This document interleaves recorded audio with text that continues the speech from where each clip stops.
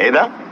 ما تيجوا نوريكم ازاي عملنا الأكلة الفلسطينية دي. اللي هي عبارة عن خيار محشي ومسقي بالتمر هندي. بس قبل ما نبدأ الفيديو ما تنسوش تدعوا. لأهلنا في غزة ربنا ينصرهم بإذن الله. والمكون الرئيسي معانا هو الخيار. هنحتاج تقريبا كيلو خيار يكون أحجام متساوية ويكون كمان مستقيم مفهوش أي تعرجات عشان واحنا بنقوره ما يتكسرش. تاني مكون معانا هو الرز. هنحتاج تقريبا 250 جرام رز مصري يكون مغسول ومنقوع في مية دافية لمدة ربع ساعة. تالت مكون معانا هو اللحمة. هنحتاج تقريبا 250 جرام لحمة أو نفس كمية الرز، ولازم يكون فيها دهون تقريبا نسبة 20%. أما بالنسبة للتوابل فاحنا هنحتاج ملح حسب الرغبة، معلقة فلفل أسود، معلقة كمون.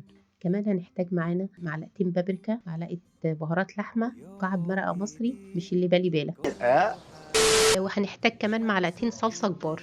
واخر مكون معانا هو التمر الهندي. هنجيب حوالي نص لفة، هننقعها في مية مغلية حوالي ساعة. وأول حاجة هنبدأ بيها هي تقوير الخيار. المفروض إن الخيار بيتقور سليم، بس إحنا استكبرنا حجمه شوية فقلنا نقسمها 2 كتجربة، يعني هنشوف. وطبعا لازم نشيل الجزء اللي في أول وآخر خيارة عشان المفروض إن هو بيعمل مرارة في الأكل.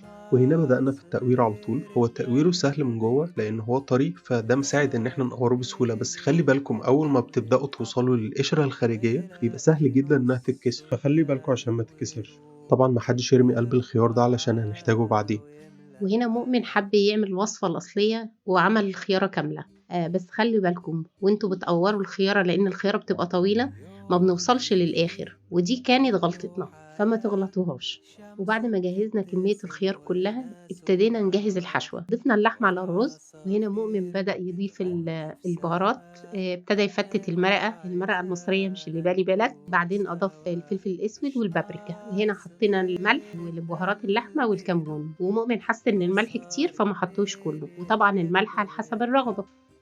وهنا ماما بدأت تخلط المكونات مع بعضها، بس خلي بالكم وانتوا بتخلطوا علشان اللحمة ممكن تجمع كتل توابل أو كتل رز جواها، وساعتها الطعم مش هيكون كويس.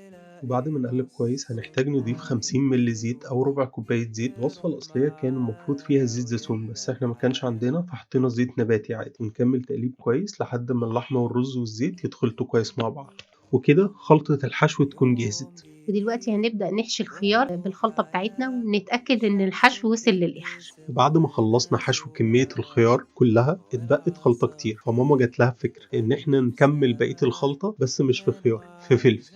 دلوقتي هنقلي الخيار في طاسة فيها زيت ساخن لغاية ما يتغير لونه. وبعد 5 دقايق هنقلبه على الوش التاني علشان يكون خد اللون ده بالظبط. وهنجيب طاجن بايركس ونحط فيه قلب الخيار اللي شلناه من شوية، ونبدأ نرص فوقيه الخيار والفلفل. وده شكله بعد ما خلصنا رص كل الكمية. وأهم حاجة طبعا إن احنا دايما نحافظ على نظافة المكان واحنا بنعمل أي حاجة. ودلوقتي هنجيب التمر الهندي وهنضيف عليه معلقتين صلصة، وانا كنت نسيت وضفت معلقتين الصلصة على التمر الهندي قبل ما اصفيه، فاوعوا تغلطوا الغلطة دي.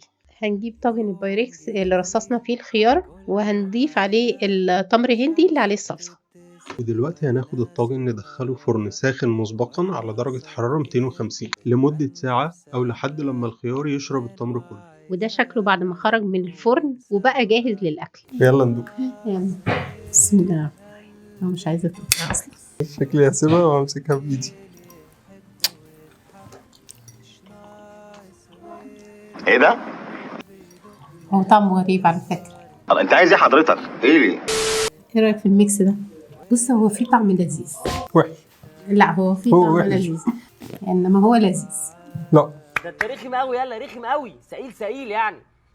لا والله حقيقي لذيذ، بس مش لذيذ لدرجة دماغنا احنا. الخيار مدي ملمس في البق زحلق. والغريبة ان الخيار ناشف، انا كنت متوقعة ان هو هيبقى دايب وطري. الفلفل؟ احنا نجرب الفلفل.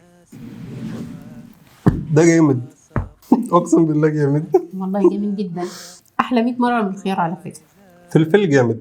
الخيار استغفر الله العظيم قرف. لا هو مش عارف، هو ممكن لذيذ لحد اعتاده او بيحبه. هو مش مزاجه، اصل هو ناشف. تاني حاجه اللي جوه مستواش. لا لو الرز مستواش يبقى عيبنا، لكن مش عيبه هو. طب إنما الرز لا هو اللي في الفلفل استوى، والرز اللي هنا اكتر من هنا. يعني الخيار انا شايفاه ما بيتقطعش. مش هو عارفة الخيار هل ده بس تعب تسوية بقى عندنا ولا هو.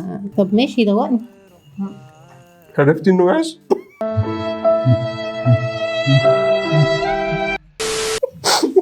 احلى ولا فلفل؟